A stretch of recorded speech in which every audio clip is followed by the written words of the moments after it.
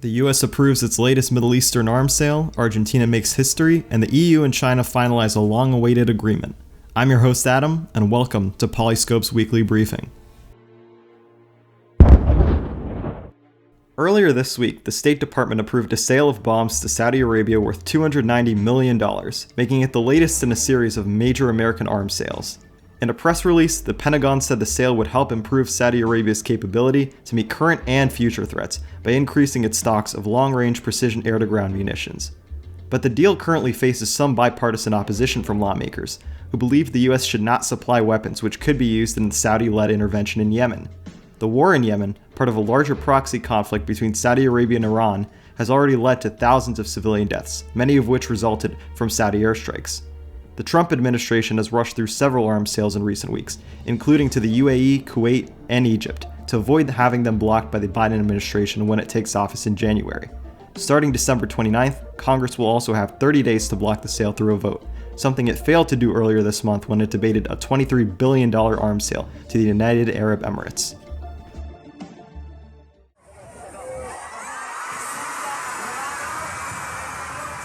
Massive crowds across Argentina celebrated Wednesday after the country's Senate passed a law which legalized elective abortions.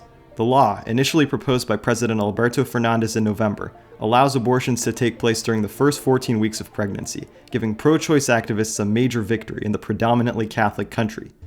Supporters gathered in the streets overnight, anxiously awaiting a vote from the same legislative body which had rejected a similar bill in 2018. But after 12 hours of dramatic debate, they were relieved and overjoyed upon learning its outcome in the Senate. With the law's passage, Argentina is now the largest country in Latin America to legalize abortions, and joins just Uruguay, Guyana, and Cuba in doing so. The success of the women's movement here will likely influence other growing movements in Latin America, like those in Chile, Colombia, and Mexico, all of which have recently debated loosening restrictions.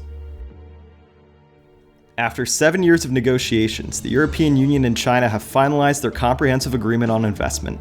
The landmark agreement provides European companies with greater access to Chinese markets, and notably includes commitments from China regarding labor rights and climate change goals.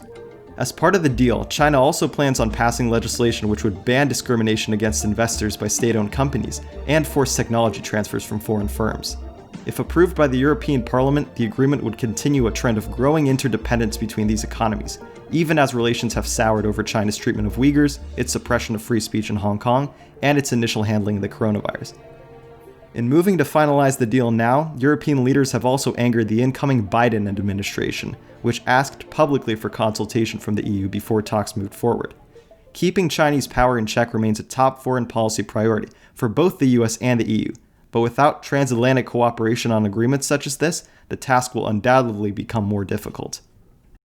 If you enjoyed this video and want to show your support, be sure to leave a like and subscribe for more weekly briefings and geopolitical content. Until then, this is Adam, signing off.